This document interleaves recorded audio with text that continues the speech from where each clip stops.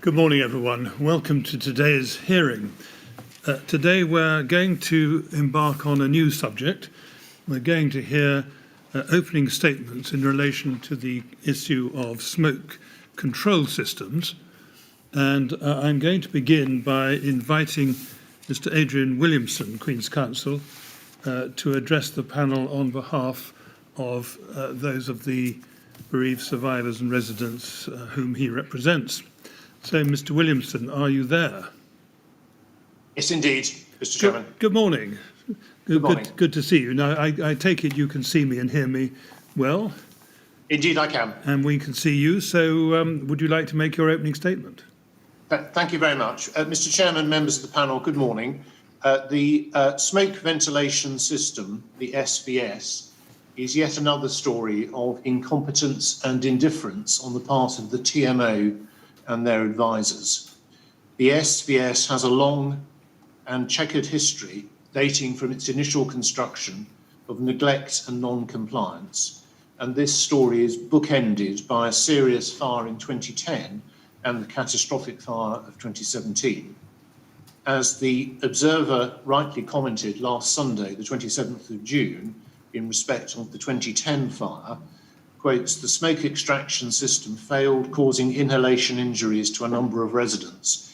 When the Grenfell Tower Leaseholders Association called for an independent investigation, KCTMO fobbed it off by blaming firemen for not knowing how the manual vents worked, when its own internal maintenance report showed the problem lay with the vents themselves. When Robert Black, after all this, was asked at the inquiry if he took responsibility for the failures on his watch, he wriggled and squirmed before disdainfully saying pass. The April 2010 fire, as you have heard, was in flat 64 of the tower and made its way up to flat 156, resulting in Mrs. Zaida Ahmed inhaling smoke. Shahid Ahmed, who was outside the building at the time, rightly described it as a terrifying experience. RBKC solicitors subsequently wrote to Mrs. Ahmed's solicitors stating that they were, quotes, prepared to concede that on the date of the fire detection system which was in place at Grenfell Tower was defective, and they are accordingly prepared to accept responsibility for your client's claim. A few days later, Janice Ray, Health and Safety Advisor at the TMO, admitted to the LFB as follows, and could we have, please, XO 400953.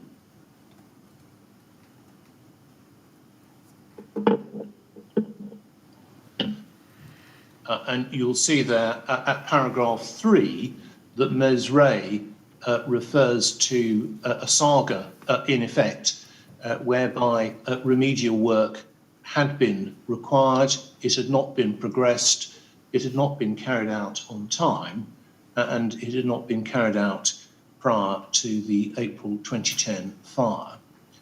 And as she said in that email, as discussed, in retrospect, the delay should have caused us to consider what, if any, interim measures were required until repairs were completed and the system was fully operational again. So we can get rid of that document, please, now. None of that information had been passed to Mr. Stokes, the fire risk assessor.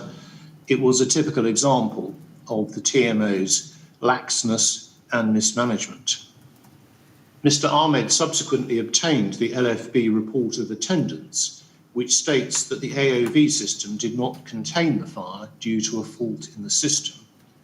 The TMO continued to state that the smoke spread was as a result of a temporary and minor fault. It is, however, now clear from Dr. Lane's report and TMO's oral evidence that this was not the case. Despite repeated emails from Mr. Ahmed to RBKC and the TMO raising concerns about the system, including an admission from Peter Madison in an internal email that the system was, quotes, beyond economic repair, close quotes, the system was not replaced until more than 5 years after the 2010 fire. Indeed, throughout that 5-year period, from 2010 to 2015, the TMO were dismissive of concerns expressed by residents and others as to the SVS. As Mr. Black told the inquiry last week on day 150, it was just, quotes, the same old thing, close quotes. These failures continued during the refurbishment, at the design, commissioning, training and maintenance stages. Turning then to the early stages of the refurbishment, in September 2013, prior to design work starting, Max Fordham sought out test certificates for the existing system from the TMO. They immediately ran into difficulties. This process continued for some time.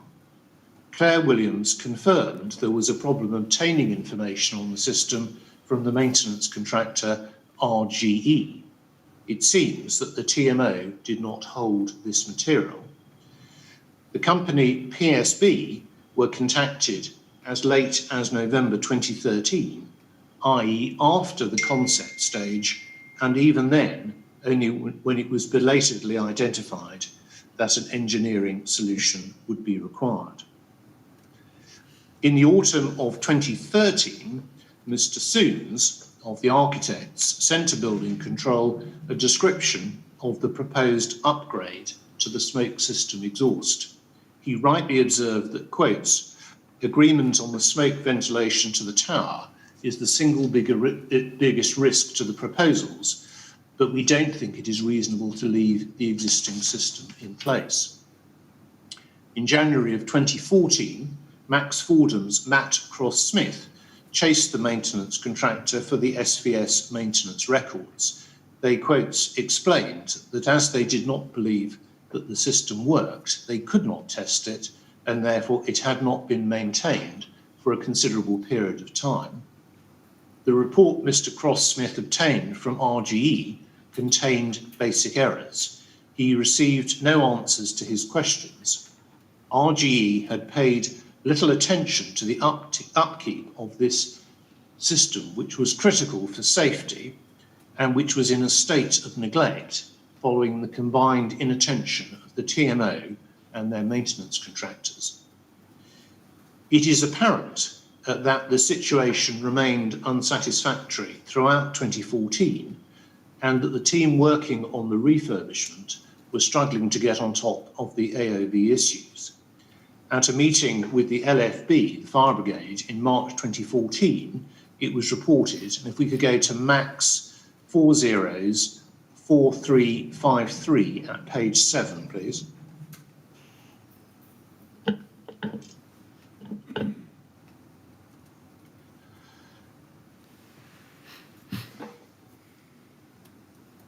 If we could just highlight the top of the page, please, where it says visit to lobby.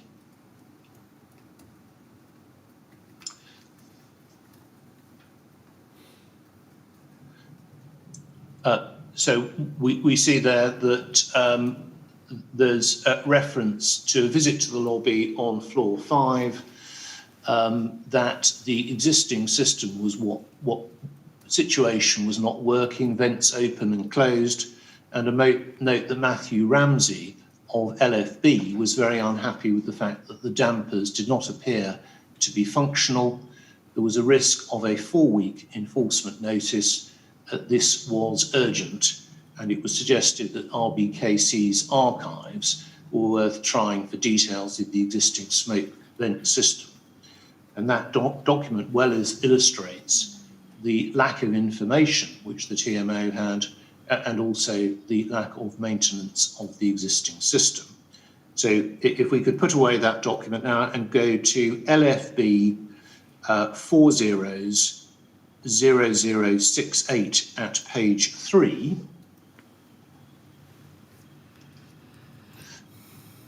And this was an enforcement notice which was served by the LFB following up the meeting I've just referred to. And we see there that they note under Article 11 that there was a significant number, approximately 25%, of automatically opening vents within the common parts which were not working, and that no suitable system of monitoring was in evidence to identify deficiencies with the SVS. So thank you very much indeed. So we can dispense with that document. Moreover, even at this late stage in 2014, the system's design philosophy had not been decided. The design at that stage was fundamentally different to the original design offered by Fordham's, based on pressure differentials rather than a simple smoke clearance system. There are a number of different recognised mechanical smoke control system design options that could have been adopted by PSB and which would have been compliant with both the SCA guidelines and ADB. These options were not considered by PSB, however. There does not appear to have been any formal consideration of the suitability or advantages or disadvantages of any of the recognised design bases which Dr. Lane sets out in her reports. The inquiry's experts have indeed been unsparing in their criticisms of the work done on the SVS. For example, Dr. Lane rejects the suggestion that the Grenfell system could be regarded as a cult system. The differences between the Grenfell system and a cult system are numerous and substantial, as she identifies. Dr. Lane, in her SVS report, ultimately concluded that the system was designed to provide an average open door velocity and that the design did not meet the performance design criteria in the British standard.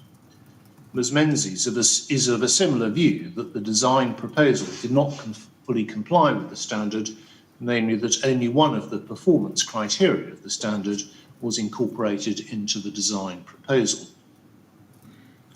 PSB's design proposal was performance-based and only adopted the appropriate airflow criteria across the stair door from the standard. It did not adopt the recommended pressure differential criteria in the various spaces as mandated by the standard, nor the recommended fan temperature, which was appropriate for extracting smoke and hot gases from the fire zone, as Ms. Menzies points out. The dampers serving the lobby smoke control at every level were required to be smoke control dampers by reference to the SCA guide and the British standard. In Grenfell Tower, the minimum required fire resistance duration was E60S to comply with the ADB. PSB did not specify smoke control dampers and instead specified a product rather than a fire performance. This was the Gilbert Series 54 damper. Dr. Lane has analysed the relevant product literature and concluded that these dampers have never been fully tested to the relevant standard for fire dampers, nor formally classified as such. A fire damper is in any event the lowest possible damper standard required to in the ADB and is expressly cited as inappropriate for use on protected escape routes. Dr. Lane concludes that the dampers installed across the system were non-compliant with British standards. The faults in the design of the system also extended to the control software and instrumentation wiring. There were numerous failings in this respect, all of which were capable of causing compartmentation breaches. Turning then to commissioning.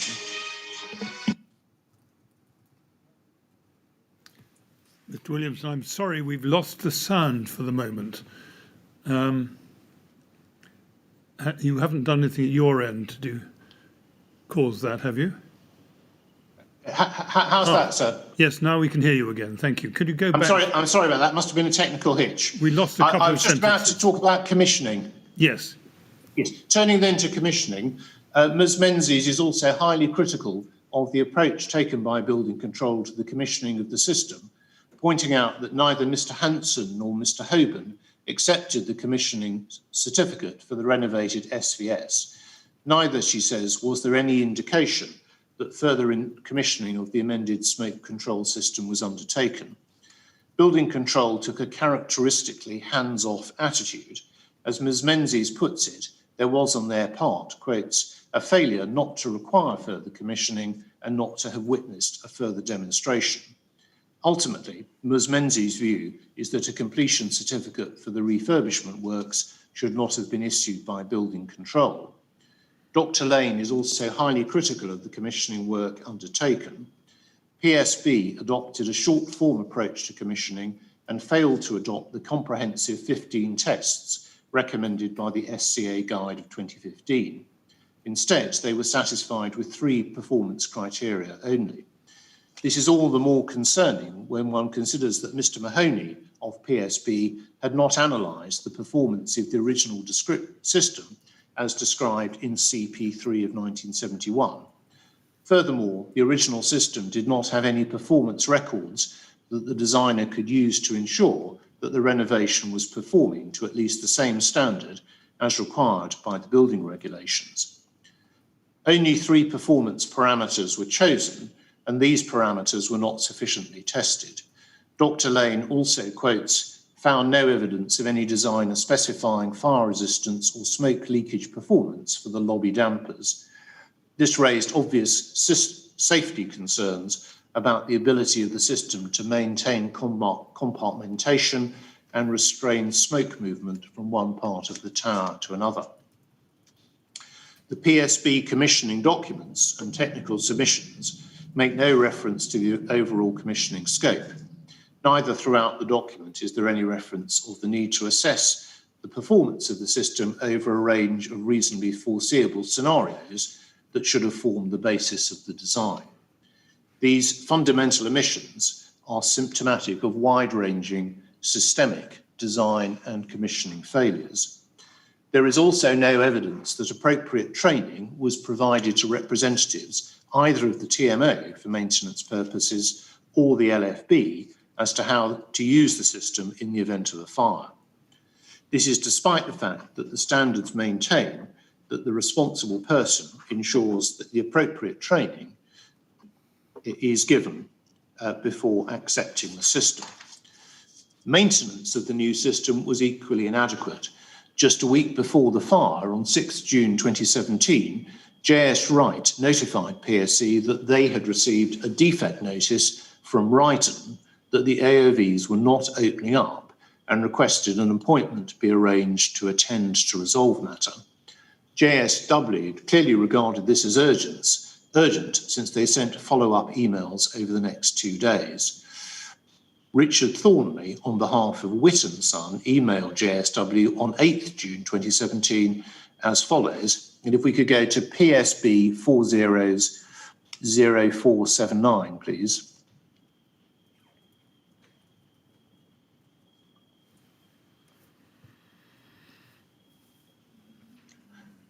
You see at the bottom of that email, Mr. Thornley writing regarding the fault at Grenfell Tower, after checking with PSB, the site is out of warranty and has not been serviced. A quote was attached, and then they noted significantly the site under fire regulation should be serviced every 6 months with its being life safety equipment. And then if you scroll up to the top of that email, please.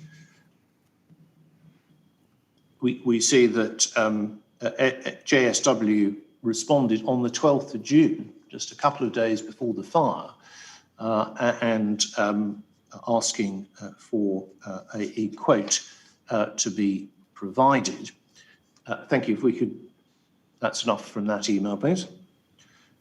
It seems that an appointment was booked for this work to be done, but it was not carried out prior to the fire. Dr. Lane found in her phase 1 report that there was no evidence that the defect was rectified.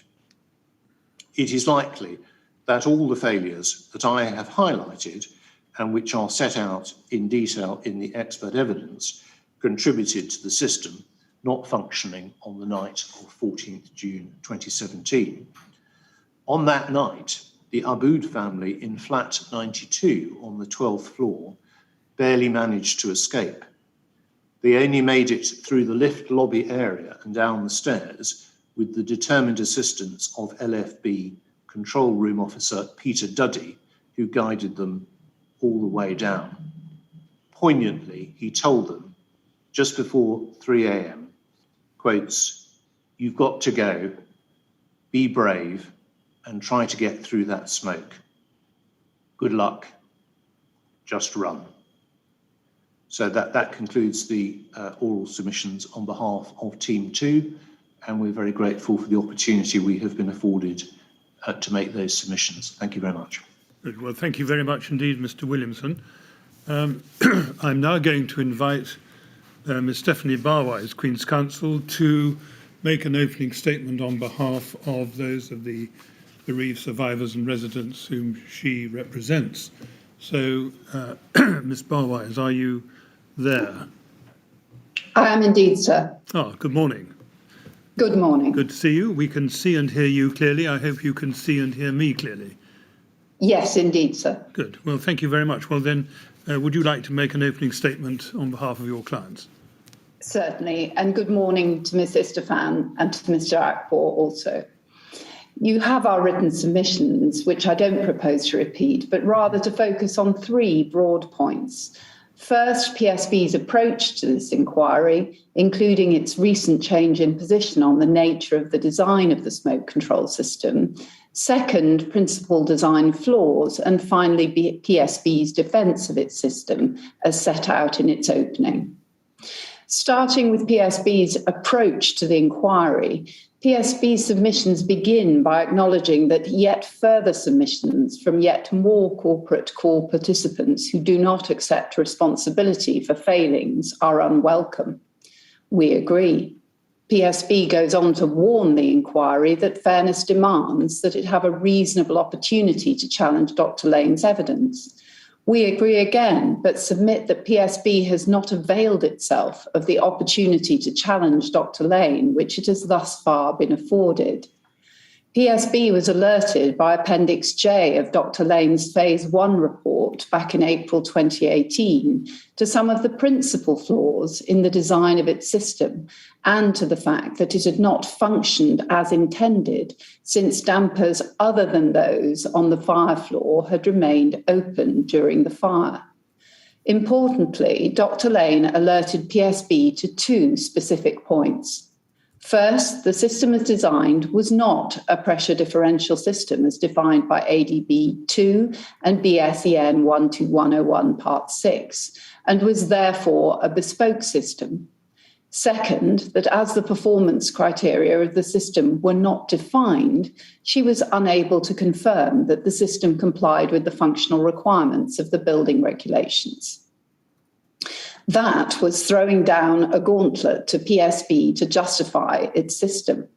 PSB, however, failed to pick up the gauntlet in that even now, after two witness statements from its principal designer, Mr. Mahoney, the explanation for his chosen design, including the assumed designed conditions and performance standard he hoped to achieve, are nowhere set out.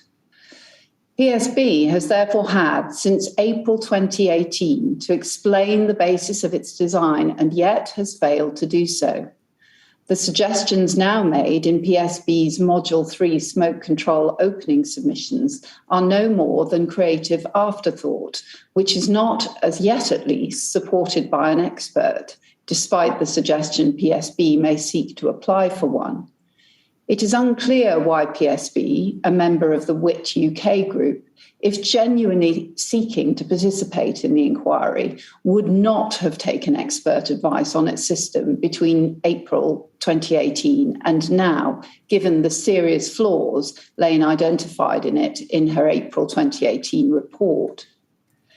It is not clear whether or not PSB has already consulted an independent expert, but if it has not to date asked for its expert opinion to be given to the inquiry to counter Dr. Lane's initial key findings from which she has not resiled. PSB has changed its position as to the design of the system, and yet the reason for that change is not explained in PSB's Module 3 opening submissions. The design of the smoke control system at Grenfell should have been a bespoke system designed in accordance with certain principles. But as I will explain, it does not comply with those principles. And until very recently, PSB had led us all to believe that their system was a system designed primarily in accordance with the British standard expressly referred to in ADB Volume 2. The change in position arose in the following way. As the system is a mechanical as opposed to natural extract system, it could theoretically have been designed as a pressure differential system under paragraph 2.27 ADB2, which in turn refers to the prescriptive requirements of BSEN 12101 Part 6, which concerns pressure differential systems. Systems under BSEN 101 Part 6 can be either pressurization or depressurization systems. If a depressurization system is chosen, it must not depressurize the areas to be protected, namely both the stairs and the lobbies. Therein lies the problem. PSB's system did depressurize a part of the areas which should have been protected, namely the lobbies. If PSB's system were designed to be a depressurization system of the type defined by BSEN 12101 Part 6, it would be a demonstrably non-compliant system. Furthermore, given the physical constraints in Grenfell, extended distances from flats and fixed shafts, BSEN 12101 Part 6 should anyway not have been followed, and a bespoke system should have been chosen. Such systems should have been designed in accordance with the Smoke Control Association Guide, or SCA Guide.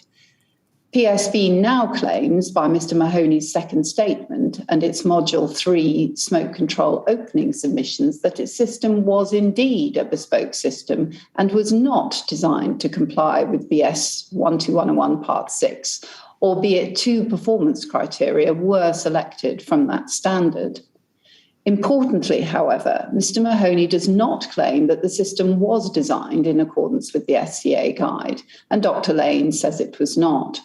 Furthermore, PSB's technical submission at the time of the contract had referred only to the design being in accordance with BS 12101 Part 6. Caveat suggesting it might not conform in full with that standard had been removed at the request of Mr. Hanson of RBKC Building Control, apparently because his then understanding was that it had been designed on the basis of BS 12101 Part 6. PSB had consistently maintained from its Phase 1 opening in April 2018 until Mr. Mahoney's second statement dated the 26th of March 2021 that the system was designed primarily in accordance with the principles of BS 12101 Part 6. Mr. Mahoney's second statement introduced the suggestion that the system was a performance-based system, which was similar to a proprietary system known as the Colt shaft system. Dr. Lane concludes the system should have been designed as a performance-based system in accordance with the requirements of the SCA guide, but is not a Colt shaft system. Importantly, Mr. Mahoney does not claim that his system was designed in accordance with the SCA guide. It should be noted that Mr. Hanson now asserts in his first witness statement that the system was designed in accordance with the SCA guide. And indeed, Mr. Hanson had originally asked that it be so designed if it could not be shown to be no worse than the existing system. This aspect of the evidence will clearly need to be explored carefully. Turning to the key flaws in the system as designed by PSB does not comply with the functional requirements of building regulations B1, B3, and B5 because it did not keep the stairs relatively free of smoke, but also failed to promote tenable conditions for travel through the ventilated corridors, which at Grenfell are the lobbies. There are various flaws in the design which may explain this. First, PSB's system depressurized the lobbies, thereby drawing smoke into them. And as a result, only the stairs, rather than the lobby and the stairs, were protected areas. Secondly, PSB's system was flawed because it overlooked the scenarios during a fire at Grenfell, which it should have assumed in its design, namely that a minimum of 3 doors would be open at once: fire flap door, door between the lobby and stairs, and the lobby and stair door on the floor below, because the firefighters would use the dry riser on that floor below the fire floor for safety. PSB's design, however, assumed that only a single door would be open. Thirdly, as my learned friend Mr. Williamson has said, the dampers, namely mechanical closures used to close the ducts, did not conform to the requirements for a smoke control system, nor for a protected shaft, which the shafts at Grenfell were. The dampers used were the lowest possible standard, namely fire dampers, when they should have been smoke control dampers. This incorrect specification flowed from the fact that PSB had failed to appreciate that the shafts at Grenfell were protected shafts in order to maintain compartmentation in accordance with functional requirement B3 of the regulations. That failure to appreciate that the shafts at Grenfell were protected, albeit a fundamental error, was clearly an error also made by other members of the design team. Max Fordham had received PSB's original technical submissions and approved them, subject to building control approval. Subsequently, Max Fordham made comments on PSB's technical submission in February 2016, and yet again failed to point out that the shafts were protected shafts and that smoke control dampers, not fire dampers, were required. The failure of the dampers is highly material. On the night, the extract fans at level 2 in the south shaft and at the top of the north shaft do not appear to have functioned correctly, with the result that smoke was trapped both in the north and south shafts, and as well as leaking out of open dampers, smoke may, according to Dr. Lane, also have leaked through closed dampers, thereby spreading smoke throughout the building. Turning finally to PSB's defence of its system, as set out in its opening, it contradicts Dr. Lane's findings as to the functionality and compliance of the system, but without having any contemporaneous evidence of matters said to have been considered in the design, and in some respects unsupported by Mr. Mahoney's evidence. Further, absent expert opinion to support the submissions, the points made are nothing more than lawyers' submissions. As to the basis of the design, PSB makes 6 principal points. First, PSB submits its design accorded with the SCA guide and was a reasonable solution. PSB's position is somewhat contradictory in that on the one hand, it submits at paragraph 46 that in Mr. Mahoney's judgment, it was not reasonably practical to design a system for the building which precisely conformed to any standard or guidance. And yet, in the following paragraph, PSB submits that it considers that Mr. Mahoney's design did conform to the SCA guide. Second, PSB asserts the system was not a pressure differential system within the meaning of BS 12101 Part 6, or as referred to in the SCA guide. Rather, it was a mechanical system. This relies on Mr. Mahoney's new and precarious position that although he described it as a depressurization system, it is not a pressure differential system, even though all available guidance describes a depressurization system as one of 2 pressure differential systems. PSB's submissions fail to address Mr. Mahoney's unexplained change of position on this point.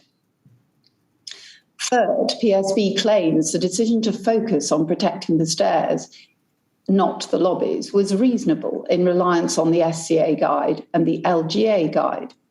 As to the SCA guide, PSB relies on paragraph 5.2.1. The guide merely states that it is considered more important to protect the stairs than the corridors, as the stairs will be used by more people. However, that is very far from a suggestion that it is acceptable for the lobbies to positively suck in smoke, thereby preventing residents from leaving their flats in order to escape.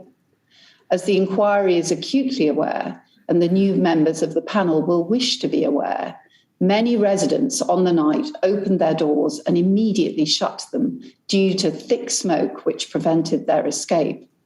This was particularly true of the number 4 flats, which had the longest travel distances. Almashet Demisi and Ethiopia Asafa in flat 94 are an example of those who were repeatedly forced by thick smoke to abandon attempts to escape, but were mercifully rescued by firefighters just as flames burst into their flat. Others, such as Branislav Lucic in flat 84 and Ed Stefan in 134, became confused in the smoke on the lobbies.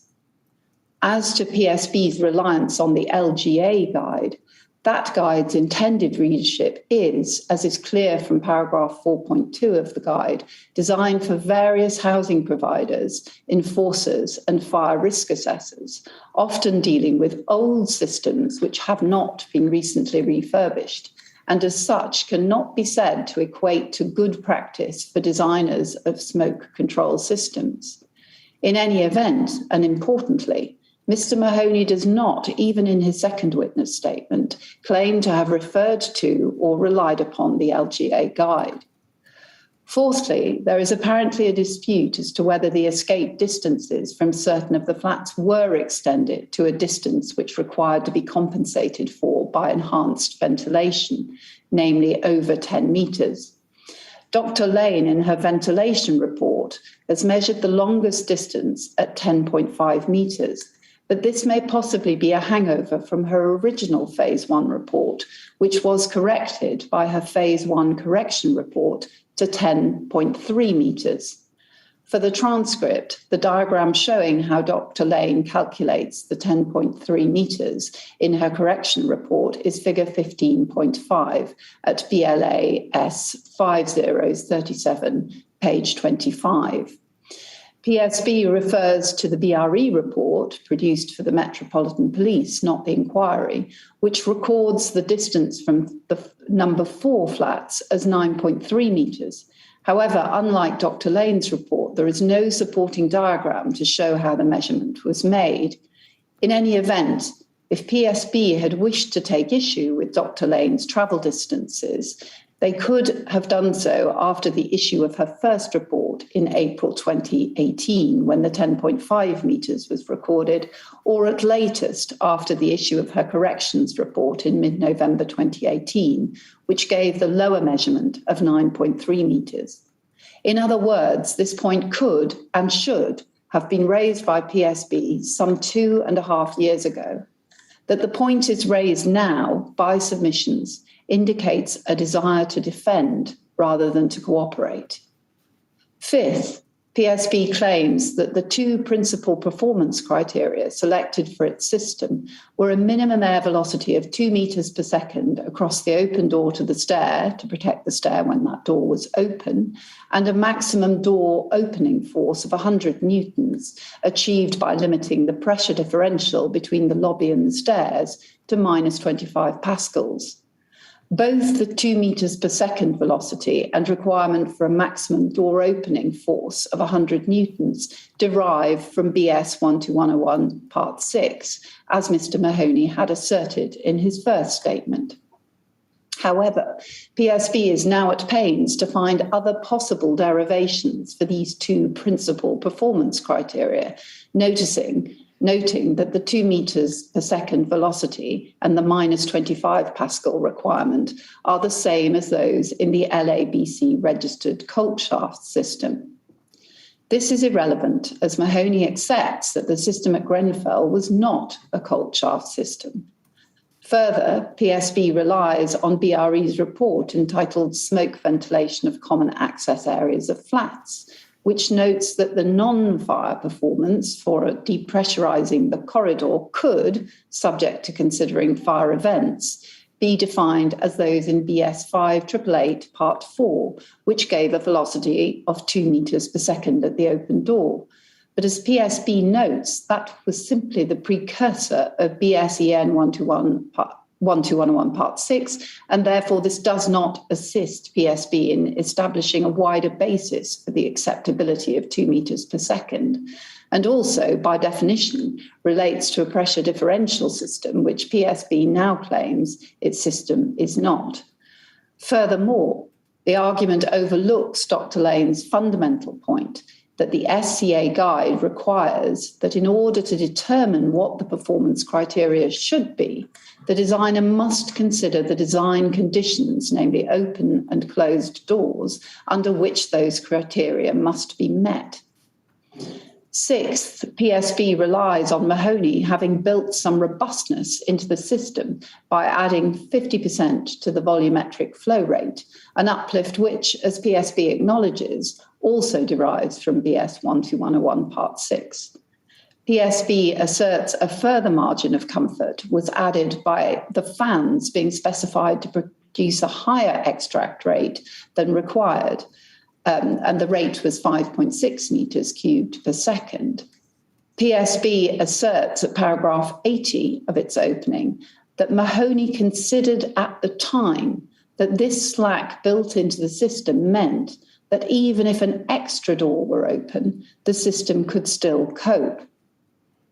First of all, Mr. Mahoney nowhere suggests that he considered this scenario.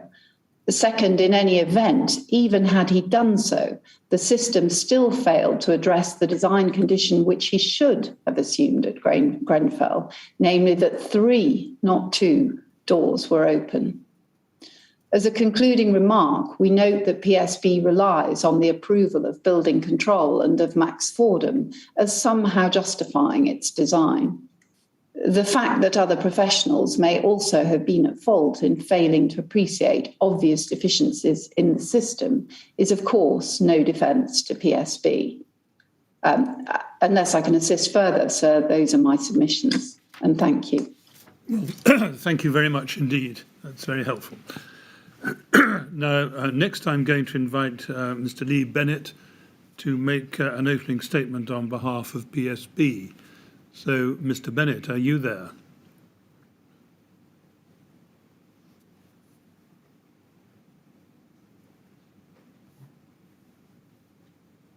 Mr. Chairman, good morning. Are you able to hear me? Good morning, Mr. Bennett. Yes, we can see and hear you. Can you see and hear me? I can indeed. Good. So I think we'll count that as a reasonable start. Very good. Thank you very much. Well, now, this is your opportunity to make a statement on behalf of your client. So off you go. Mr. Chairman, Ms. Istefan and Mr. Akbor, thank you for the opportunity to address you this morning. Mr. Chairman, as you've kindly indicated, I represent PSB, and what I have to say by way of opening statement is submitted on its behalf.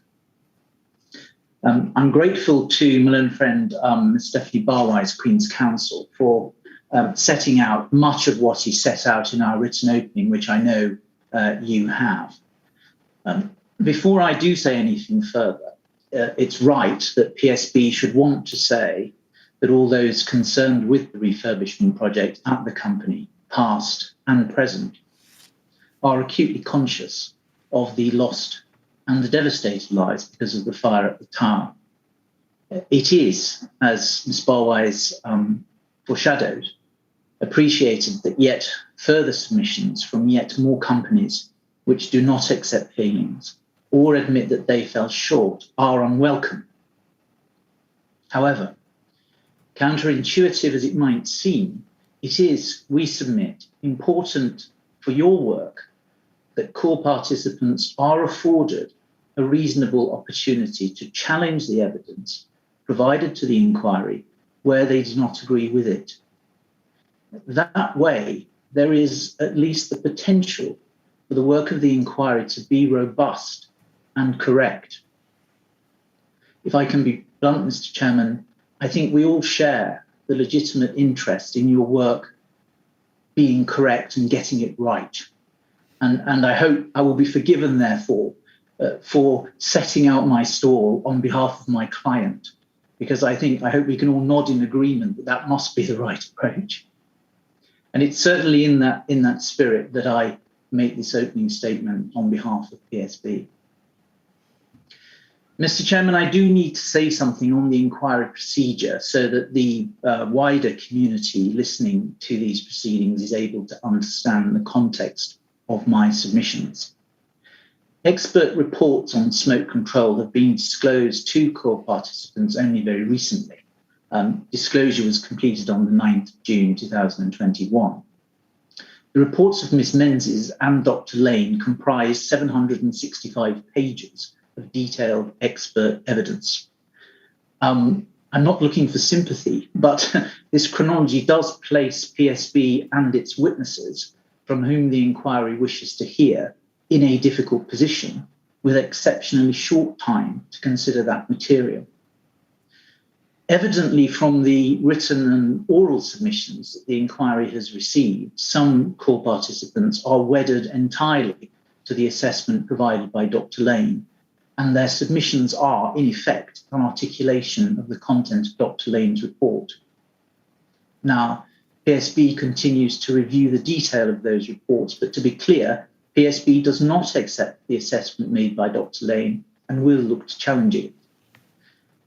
Mr Chairman, it is not for me, by way of an opening statement, to look to present expert opinion evidence in rebuttal to that advanced by Dr Lane, and I should be careful not to do so. We have until the 12th of July 2021 to settle questions for both experts. We will do so. An application for the inquiry to receive additional advice on the topic of smoke control is not discounted at this stage. It follows, Mr Chairman, that I will not deal with certain matters today, particularly in relation to the events of the night of the fire and Dr Lane's assessment of that evidence. Mr Chairman, 2 witnesses are going to be called next week from PSB. That's Mr Hugh Marney, who is the principal designer of the system, and Mr Grenfell Partlow, the commissioning engineer. These witnesses have had very little opportunity to know and understand those aspects of the recently disclosed reports that touch on them and any criticisms levelled against them. As the inquiry takes the evidence on this topic and hears from these witnesses, the inquiry is therefore respectfully asked to bear that in mind and to ensure, please, that the questioning process is fair. Mr Chairman, PSB anticipates that some aspects of the forthcoming evidence will be challenging for it, particularly some of the opinions expressed by Dr Lane. Its work has been subject to intense scrutiny over a period of years now, and there may well be aspects of its work on the Grenfell Tower project that could have been done better. Nevertheless, whilst it continues to carefully review Dr Lane's evidence, the headline summary of PSB's position is as follows. And I'm going to do this, Mr Chairman, in the hope that it assists you. I'm going to set out effectively PSB's position by reference to 7 points. First, the system designed by PSB for Grenfell Tower was, in all circumstances, a reasonable design response. Second, where the building regulations apply to the system, we say that it did comply with the relevant requirements of Schedule 1. So far as relevant to its part of the refurbishment works, we submit that the system provided, so far as was reasonable in the context of an existing legacy residential building, quote, appropriate means of escape, end quote, which is B1. And secondly, reasonable facilities to assist firefighters, which is B5. Third, in the alternative, and so far as it relates to the works to the system, the building was no more unsatisfactory in relation to the relevant requirements of Schedule 1 than it was before the work was carried out, thereby meeting, we say, the building regulations. Fourth, in relation to the testing and commissioning of the system, whilst acknowledging that the paperwork and record keeping was less than optimal in relation to the testing and commissioning process, PSB presently considers that the testing and commissioning of the system was completed satisfactorily. Mr. Chairman, Mr. Partlow has given detailed written accounts of what he did to the inquiry. You will hear from him next week, and obviously, Mr. Chairman, you and your panel members will form your own assessment of his evidence. If I may say so, it is correct that the system was witnessed on a number of separate occasions by a number of parties, and no concerns were raised at any time during or after any such demonstration. Our position, therefore, is that when PSB left site in April 2016, the system was working as intended. Fifth, whether the system operated as intended or not on the night of the fire, which, as you'll note, is some 13.5 months after PSB left site, is addressed by Dr. Lane in her recent report.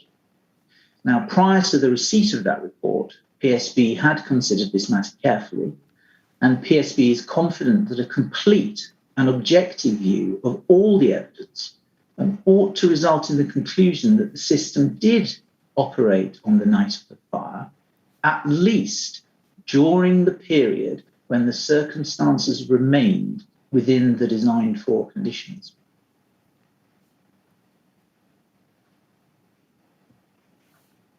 Sixth, the extent to which the system may or may not have contributed to internal smoke spread within the building by way of any breach of compartmentation or otherwise is also addressed by Dr. Lane in her report.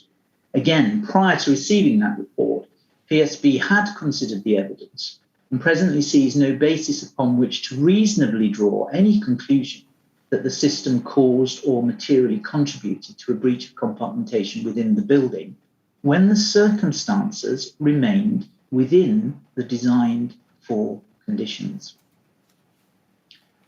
Seventh, the extent to which any such breach of compartmentation, as may be established in relation to the system, caused or contributed to the outcome of the fire is an issue which should only be approached with the utmost care and sensitivity. I have to say, Mr. Chairman, that in the context of a catastrophic cladding fire, such as happened at the Tower, even if the alleged failings of the system were to be established with confidence, PSB presently sees no basis upon which to reasonably draw any conclusion that such failings caused or materially contributed to the outcome of the fire. Mr. Chairman, those seven statements set out PSB's position. What I'd like to do now is add a little bit more detail in order to explain those positions. And I do that by reference to 9 points, which I shall cover by way of question and answers. And I hope that these help you and your fellow panel members ahead of you hearing evidence on this topic. Question 1.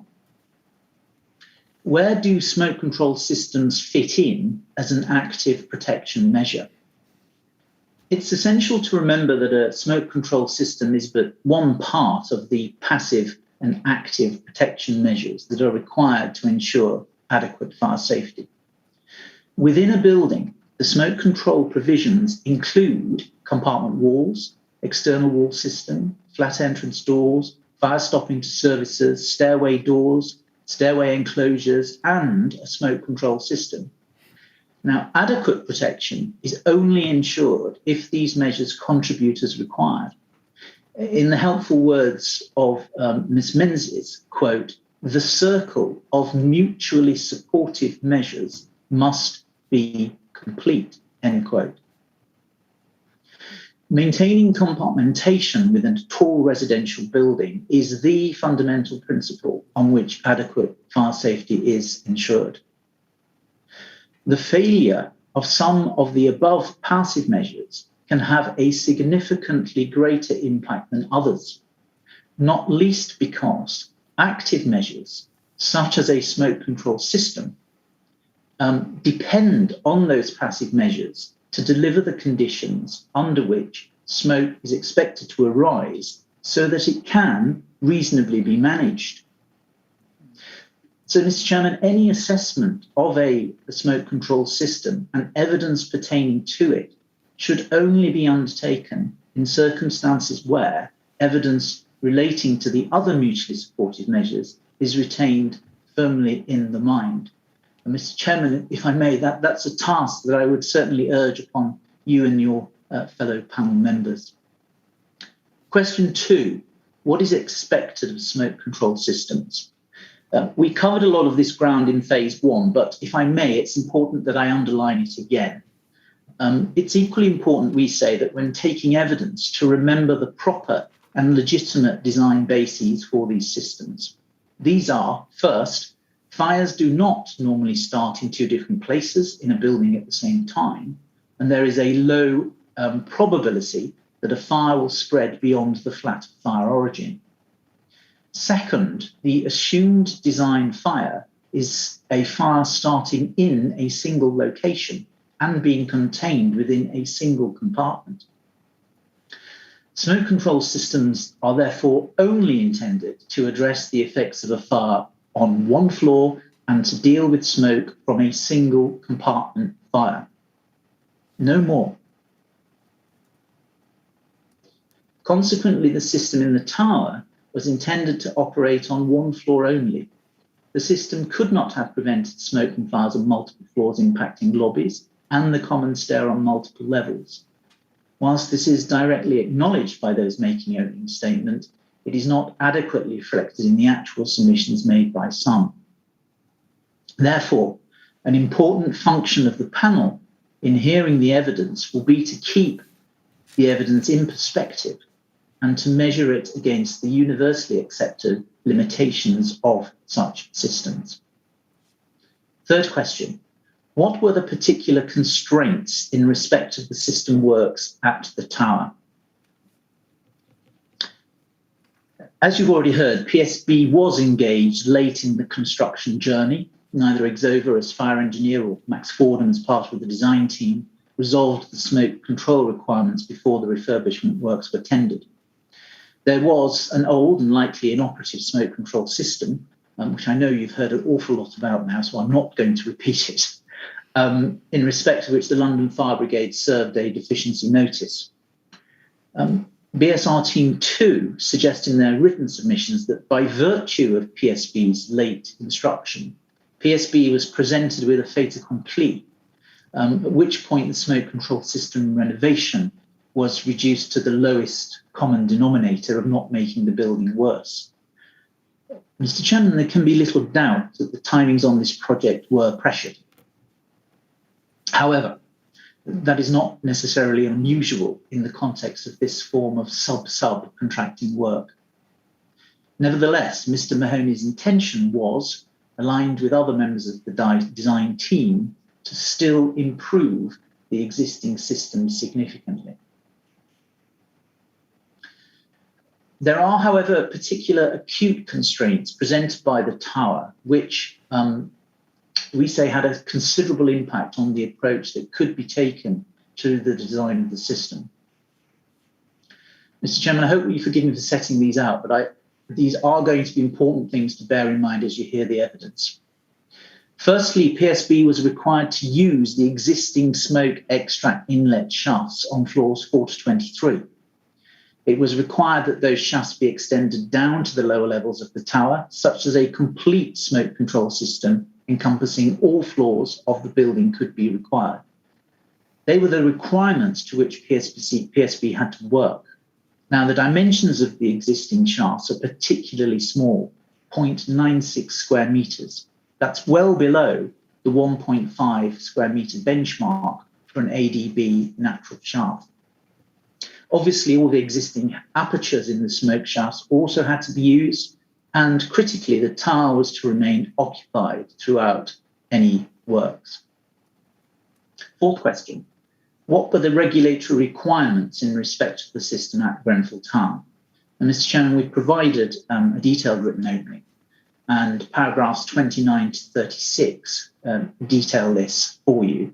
And I've already summarised my position in points 2 and 3 of my summary. For present purposes, may I underline just 3 short points? Actually, I'm going to cut it to 2 for you, I'm conscious of time. First, that the requirements under Schedule 1 are functional in their nature. So they tell you what the outcome to be achieved is, but they don't tell you how to do it. So in requiring the provision of appropriate means of escape or reasonable facilities for firefighters, they don't tell you or set out what specific standards are required. Second, the core of any assessment under the building regulations is the concept of reasonableness.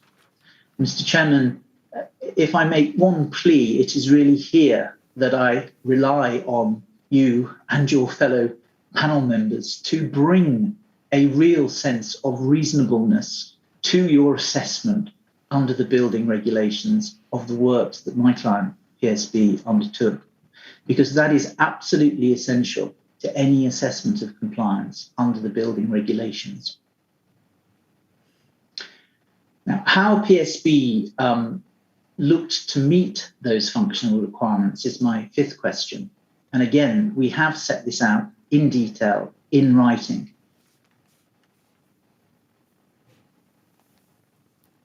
In short, however, although it's said that there is a dispute between the various accounts or an inconsistency between the various accounts that Mr. Marnie has put forward, you will have to cut through that in our respectful submission. In this case, Mr. Marnie brought his experience, competence, and practical engineering skill to bear on the project. His view was that it was not feasible to apply the precise terms of one standard or one guidance document. His performance-based design looked to significantly improve upon what was there, and so far as it was reasonable and practical to do so, to make appropriate provision for means of escape and reasonable facilities for firefighters. What does that mean, Mr. Chairman, is quite straightforward. The resultant system was not a pressure differential system within the meaning of BS EN 12101-6. It was never intended to be, and we say it was not stated to be either. The system was, within the meaning of the SCA guide, a mechanical powered smoke control system. Mr. Marnie confirms that his design for the system was a mechanical extract system, similar to, but not the same as, the, quote, mechanical extract natural inlet system detailed in the SCA guide. Mr. Chairman, perhaps those two words are helpful just to look at. It's mechanical extract because it's extracting from the lobbies, and it's natural inlet because you'll recall that at the head of the stair, there is a permanently open louver which takes fresh air into the stair core, and it's that flow from the stair into the lobby which is the essence of the mechanical system. Ms. Menzies recognises the distinction between pressure differential systems and mechanical powered smoke control systems. And Ms. Menzies, your expert, concludes that the system was a mechanical extract system designed to depressurise the lobby and induce an airflow from the ventilated stair into the lobby, but that she did not believe the system was intended to be a pressure differential system designed in accordance with BS EN 12101-6. Respectfully, Mr. Chairman, we agree with Ms. Menzies and say that she is correct in her analysis. This is an important distinction because it is only from the position of correctly understanding the system that one can fairly and properly assess whether or not the system met the requirements of the building regulations. In short, the relevance of BS EN 12101-6, to which Dr. Lane and those adopting her critique are so closely wedded, falls away. Sixth question, was the design objective to focus on the protecting the stair a reasonable one? We say it was, and we've given you 4 references to extant guidance which support that position. Firstly, in ADB, secondly in British Standard 9991, thirdly in the SCA Guide, and fourthly in the LGA Guide. For your note, Mr. Chairman, we set those out in paragraph 53 to 64 of our written submissions, which I would invite you and the panel members to please consider in your own time. My seventh question. If the design objective was to focus on protecting the staircase, were the performance criteria selected appropriate and sufficient for means of escape and firefighting phases?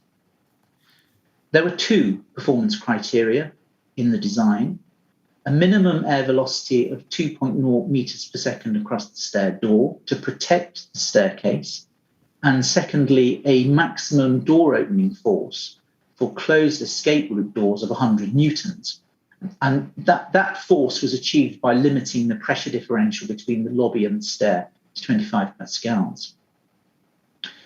Mr. Mahoney's evidence is that the minimum 2.0 meters per second velocity across the door was taken from BS EN 12101-6 as the velocity required across an open stair door for a Class B preferential difference system.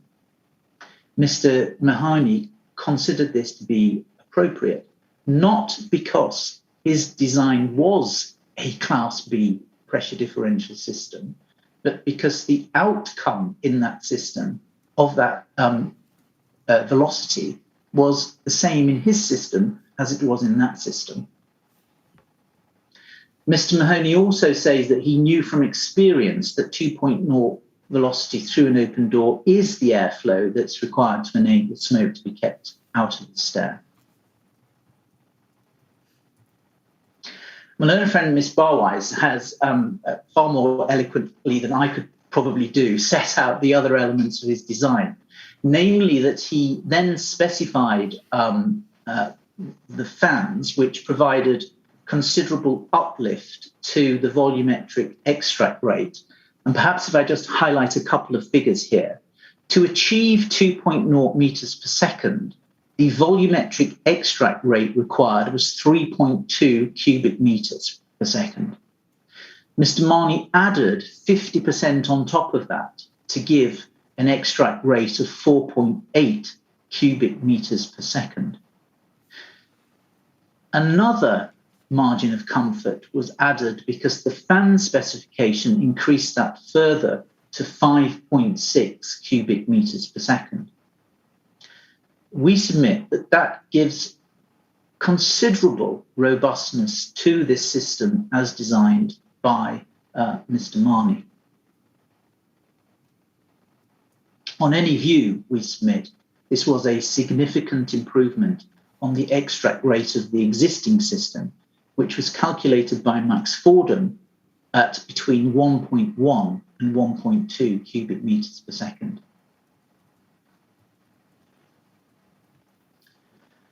I turn briefly to escape phase, firefighter phase, and what's required. And actually, this is something that the inquiry may want to think about carefully as it hears the evidence.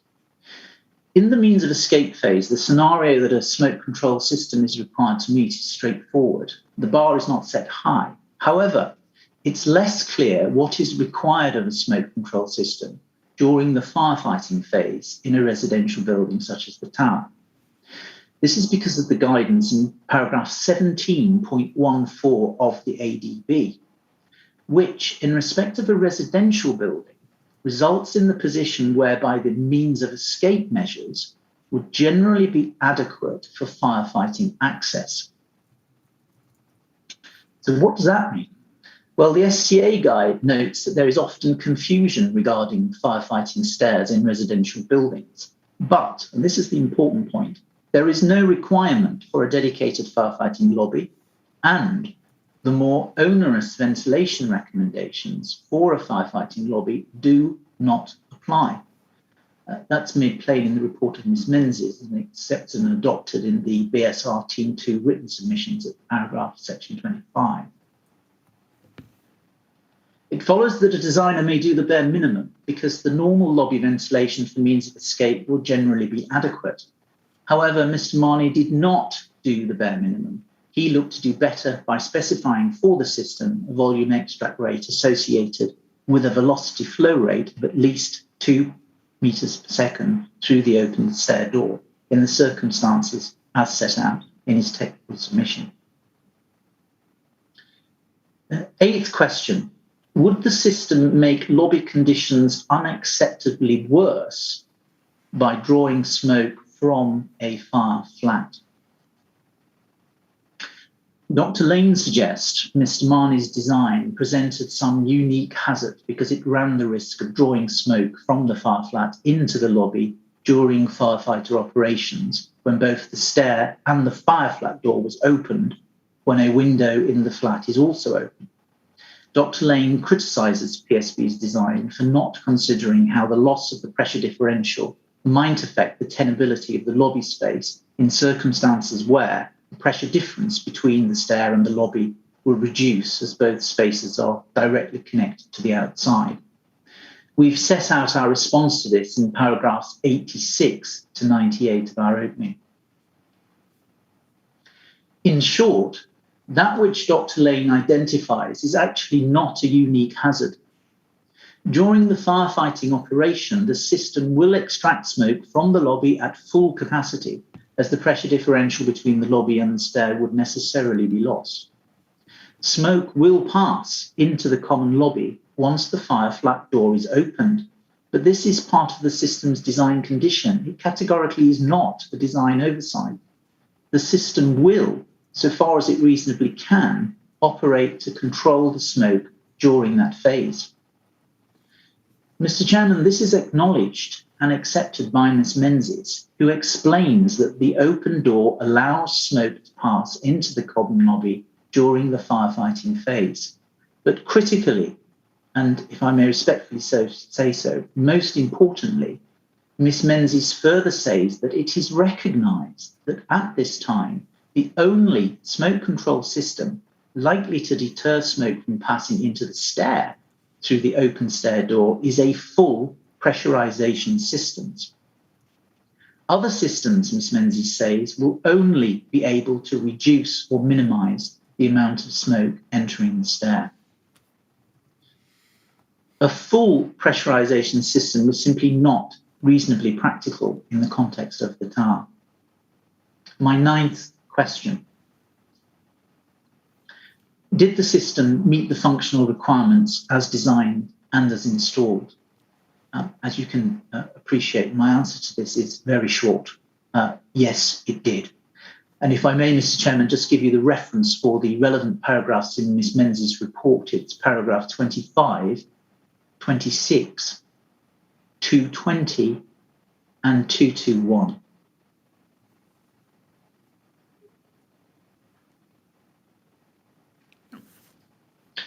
Mr. Chairman, given what has been said in the written and oral openings, but still, I promise you, honouring what I said about not using this opportunity to give expert evidence, there are a couple of more topics that I might beg or to steal a little bit more time that I can make some submissions to you on those. I promise to be as efficient as I reasonably can. Well, we'll be indulgent to you as long as you don't overstep the mark. Consider that fair warning heeded. I shall keep the list short. The first one really is an important one, and I think I need to say something about the lobby AOVs, which are also referred to as the dampers. Now, it's asserted, obviously, that PSB selected the lowest possible damper standard, which was an egregious failure of particular causative relevance. Our position is that actually that is a misconceived submission because it's premised on an incorrect interpretation of the relevant guidance in industry practice by Dr. Lane in relation to this particular piece of equipment. Now, the panel will be mindful, please, of the fact that all lobby dampers leak. The degree to which they leak and whether such leakage falls within acceptable parameters or is undue leakage is actually the relevant question. Now, the SCA Guide 2012 provided relevant guidance to PSB at the time when the lobby AOVs were specified. Section 8.2, which provided that guidance, included this very first sentence. No formal product standard exists for the use of these products in this application. No formal product standard exists. That sentence is nowhere in the hundreds of pages of Dr. Lane's report. Now, reflecting the lack of a formal product standard for AOVs in this application, Section 8.2.5 of the SCA Guide listed a range of potentially appropriate standards. Dr. Lane rejects and discounts this guidance provided by the SCA on the basis that the guidance was unique and not carried over to the SCA Guide of 2015. Mr. Chairman, I can be blunt. The SCA Guide is universally accepted industry guidance. It's guidance which expressly recognised that there was no formal product standard and therefore set out some acceptable options. In any event, that guidance actually isn't unique. And Mr. Chairman, for your note, you'll need perhaps to familiarise yourself with BS 9991 2011 and BS 9991 2015. I'm going to give you what were the maximum permitted leakage rates for dampers in these documents. The maximum leakage rate in BS 9991 2011 was 200 cubic metres per hour per square metre. In the 2015 edition, this is the key point, that had increased to 360 cubic metres per hour per square metre. Again, just for your note, that figure of 360 cubic metres per hour per square metre was included in the 2015 edition of the SCA Guide. Now, please, Mr. Chairman, note that in ignoring the above, Dr. Lane proceeds to consider the suitability of the lobby AOV specified by PSB by reference to the maximum leakage rate of 200 cubic metres per hour per square metre. Now, next week, you're going to hear from a witness from Gilbert's, and you've already heard that the specified damper was the Gilbert Series 54 dampers. You'll look at the product literature next week, and you'll see that the description of those dampers was smoke evacuation dampers, fully tested to the requirements of BS EN 1366-2, offering a low leakage rate, and particularly suited for smoke evacuation shafts and risers in multi-storey buildings. Obviously, Mr. Marnie specified those dampers accordingly.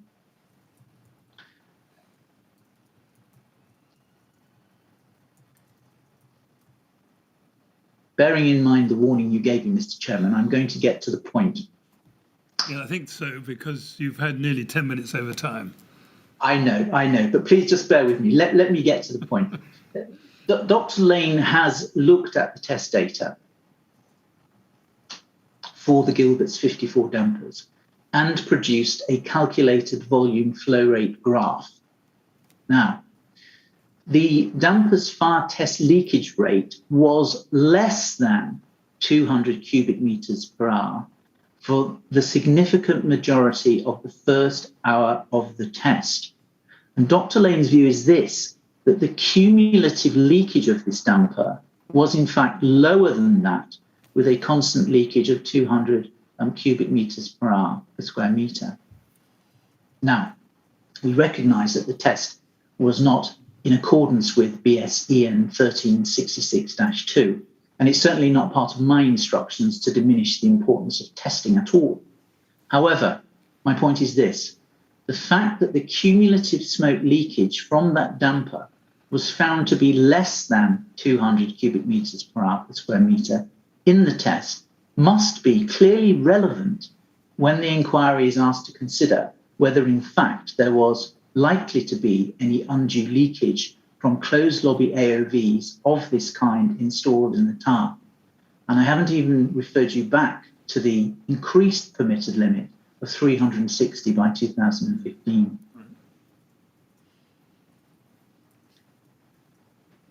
Mr. Chairman, I've said that in relation to the events of the night, I'm going to have to leave that for today, painful though it is, because I would like the opportunity to consider Dr. Lane's report. So I am going to come back to that. And I'm afraid I'm just going to ask for your forbearance in that regard. So can I please go to some concluding remarks? These are very short and will not take long at all. PSB refutes the suggestion that this aspect of the refurbishment project is to be elided with the rest of the refurbishment work undertaken at the tower in a narrative of systemic failure characterised by deliberate non-compliance, as was urged this morning and in writing by my learned friend Ms Barwise, Queen's Counsel, on behalf of BSR Team 1.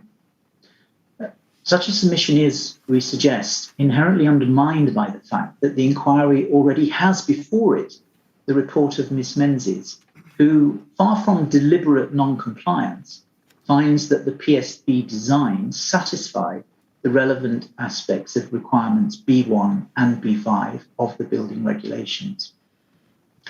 It follows, doesn't it, Mr. Chairman, that the issue is already joined as between experts to the inquiry. And the topic of smoke control, if I may respectfully say so, is not one which lends itself to acerbic headline summations. I know they are popular, but surely the work and your work is more important than that. I do regret that some have also, at least in their written submissions, sought to assert that any failings in the design and commissioning of the system were contributive to the unnecessary loss of life. And that was as stated by Mr. Stotton in his written opening for BSR Team 2 at paragraph 83. Respectfully, that does not appear to be supported by the evidence as it is now. And we suggest that that kind of a broad brush summation might not be helpful to you as you set out to take further evidence on these matters. Mr. Chairman, finally, may I just say this, that as the inquiry proceeds to consider the topic of smoke control and hear the evidence, PSB would respectfully ask that the inquiry ensure that its work remains scrupulously objective, firmly evidence-based, proportionate and fair, bearing in mind that the system, as I said at the beginning, as one of my 9 initial points, was designed for a fire in a single flat on 1 floor only, not to cope with the undeniable catastrophic cladding fire and its many overwhelming consequences that transpired at the tower on the 14th of June 2017. Mr. Chairman, may I thank you because I did steal more time than I said I needed. But I'm thankful for your patience and your forbearance in allowing me to make the submissions on behalf of my client. Right, well, thank you very much, Mr. Bennett. You were lucky that we had a bit of time to play with this morning, so we were quite willing to let you make the points that you've wanted to make. But thank you very much indeed. Thank you, Mr. Chairman. And now I'm going to invite Mr. Martin Seward to make an opening statement on behalf of the Fire Brigades Union. Mr. Seward, are you there? I am. Well, the first thing I should do is to say good morning and to apologise for having kept you waiting. But I think if you've been following the proceedings, you'll know that we were persuaded to be a bit indulgent to Mr. Bennett.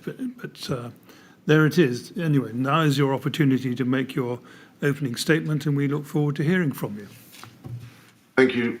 Thank you, Mr. Chairman. Well, good morning, Sir Martin and fellow panel members and assessors. The FBU and those it represents remain humbled by the suffering caused by the Grenfell Tower disaster and committed to a full and open inquiry. Starting with the relevant time, the smoke control system is directly relevant to the early stages of the fire. Dr. Lane reported in section 12 of her smoke control report, it is reasonable to assume, as per my phase 1 report, that from 126, the single floor design condition had been exceeded, and therefore the system could no longer be reasonably expected to provide protection to the protected stair against increasingly substantial smoke spread from multiple lobbies. It follows that deficiencies in the smoke control system are only directly relevant in the early stages of the fire up to about 130. Thereafter, the total building failure due to the widespread breach of compartmentation outside and inside the tower produced more toxic smoke than any smoke control system was designed to expel. Indirectly, however, these deficiencies contributed to the breach of compartmentation inside the tower, as I will explain. Turning to the need for a smoke control system, stair and lobby ventilation were active fire protection measures which were essential parts of the package of measures to support means of escape and firefighting in a high-rise residential building, even with a stay-put strategy, which requires a tenable means of escape for anyone affected by heat, smoke or fire, and who therefore has to leave the building. In her smoke control report, Dr. Lane concluded the fundamental purpose of the design of any mechanical smoke ventilation system for Grenfell Tower was therefore to maintain tenable conditions for means of escape in the extended travel lobby and tenable conditions for means of escape and firefighting in the stair. This need was accentuated by the use of combustible materials in the rain screen cladding system, although this increased risk of rapid fire spread, generating blinding clouds of toxic smoke, does not appear to have been considered by those designing, installing, commissioning or approving the refurbished smoke control system. Dr. Lane's conclusions, in summary, she's concluded that the refurbished smoke control system did not achieve this purpose. Focusing on the early stages of the fire, Dr. Lane reported at 1:25, smoke was observed to spread from the level 4 lobby to the protected stair through the open stair door. Therefore, the stated primary objective of the smoke control system design failed at this time. Ultimately, the evidence, she went on, the evidence shows that by 1:25, the system had already failed in its primary function, which PSB had defined as providing protection to the stair from smoke in the level 4 lobby, with all flat entrance doors closed. The design of the lobby smoke control system at Grenfell Tower did not comply with the original performance standards set out in CP3 1971, or the performance standards documented by the Secretary of State in ADB 2013. I've given the references to these citations in the written submissions and don't repeat them here. The lobby smoke control system designed and installed at Grenfell Tower did not comply with the functional requirements of Schedule 1, the building regulations 2010, B1, B3 and B5, when handed over to KCTMO. These conclusions are all challenged by those involved in the refurbishment of the smoke control system before the fire. But Dr. Lane's conclusions appear to be sound and reliable and are supported by the evidence from phase 1 accepted by the chairman. The panel will need no reminding that this was a critical period. In fact, Stephanie Barwise QC has already reminded the panel, a critical period up to about 1:30 a.m. when a significant number of residents were deterred from exiting the building due to smoke logging in the lobbies, and when the lifts were filled with thick black choking smoke. The chairman found in his phase 1 report that by around 1:30 a.m. on the night, there was evidence of smoke affecting the lobbies on 14 floors of the tower, with heavy or significant smoke logging on 8 floors, 5, 6, 8, 10, 11, 12, 15 and 16, and at least light smoke also reported on the other 6 floors, 14, 17, 19, 21, 22 and 23. There may have been more. We're going to look in a moment at the example of Petra Dulova on floor 20. 2 brief examples of difficulties travelling through the lobbies around about that time show why a smoke control system is so important in a high-rise residential building. and may be relevant when the panel considers whether the travel distance through the lobbies was more than 10 metres, as Dr. Lane reports, or less than 10 metres, as PSB contends. So the first of these examples, Petra Delova was on floor 20. The chairman reported at paragraph 11.51 in chapter 11 of volume 2. The couple gathered wet towels and collected their pre-packed bag. Petra Delova told me that she was astounded by what she saw on opening her front door. Closing the door, she returned to the kitchen window for air before attempting to leave again. When she left, Petra Delova found the lobby to be pitch black and full of really horrible, what felt like toxic smoke. And the sound was very strange as well. It was kind of like weird, low humming, strange sound.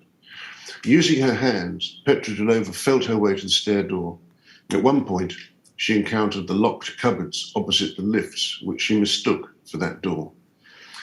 It clearly wasn't a straight run from her door to the door to the stairs.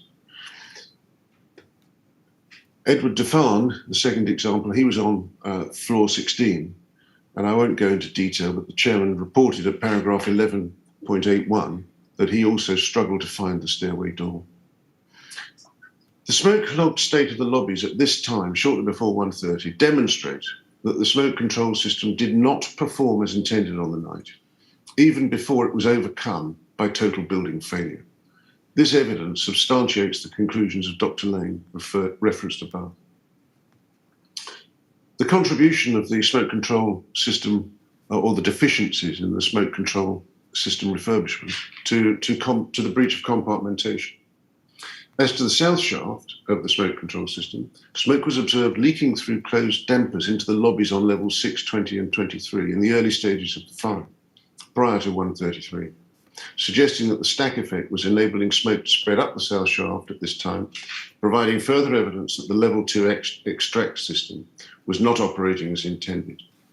Dr. Lane concluded it's probable that the level 2 extract system ceased to function in the early stages of the fire, enabled smoke to rise from level 4, and then when the other dampers opened, smoke from other levels also to enter the south shaft and rise up through the south shaft.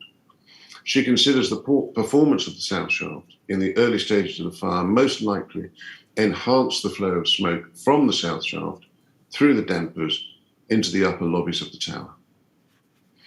As to the north shaft, Dr. Lane considers it likely that 2 sets of dampers in the north shaft were probably opened simultaneously in the early stages of the fire up to 1:30, and that performance of the north shaft was a significant breach of compartmentation, as the dampers failed to shut when the fire commenced, as based on the BRE investigation, and therefore failed to provide the required integrity to maintain the performance of a protected shaft.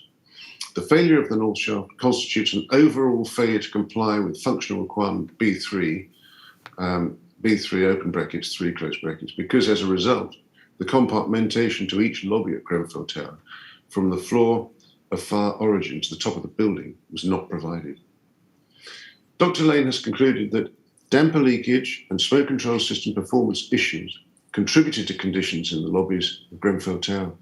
Coupled with the failure of level 11 dampers in the north shaft to close at 55 minutes past midnight, as was required, these conditions would also result in the airflow velocity through the level 4 stair door failing to meet the required design velocity in the early stages of the fire. She considers the evidence of how the smoke control system at Grenfell Tower was designed, installed, commissioned and maintained to be another example of a failure by apparently competent persons to provide a fire safety system that relevant persons and the firefighters could depend upon to work reliably in the event of fire. Now, this gives rise to a wider question where the FBU invites the panel to ascertain the underlying reasons why apparently competent persons fail to think fire sufficiently or at all, a persistent theme throughout the Grenfell saga, and specifically to consider whether the cumulative effects of 15 years of austerity cuts and deregulation materially contributed to the culture of minimal or non-compliance. Turning then to Max Fordham's motivation to consult PSB in November 13, they were consulted very early in this story. Max Fordham approached the proposed refurbishment of the original system to achieve a mechanical smoke extract system supplying fresh air from the south shaft and exhausting smoke from the north shaft. But they were unable to demonstrate this was no worse than existing, as the existing system wasn't working. Additionally, there was no evidence of any analysis of any original standard to establish the original core performance objectives. Unsurprisingly, it got complicated with building control.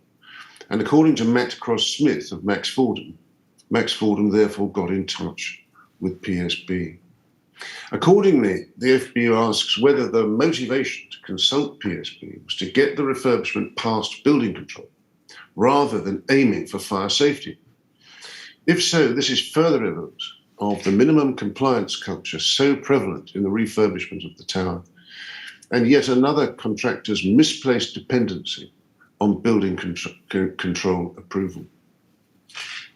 Turning then to the design flaws and appreciating that this is contentious, Dr. Lane described fundamental flaws in PSB's design of the smoke control system for the refurbishment. These have been summarised in our written opening submissions on smoke control and expertly described by Adrian Williamson QC and Stephanie Barwise QC this morning. So I do not repeat them here, merely highlight one aspect. Notwithstanding the Smoke Control Association's guide, which requires the designer to consider the effects in a fire, e.g. occupants making their escape and firefighting, and thus different arrangements of open and closed doors, and fire behaviour at different times in a fire event, PSB's approach failed to give any or adequate consideration to the likely range of events which might occur in a fire. Dr. Lane found conditions up to 1:30 a.m. were entirely foreseeable.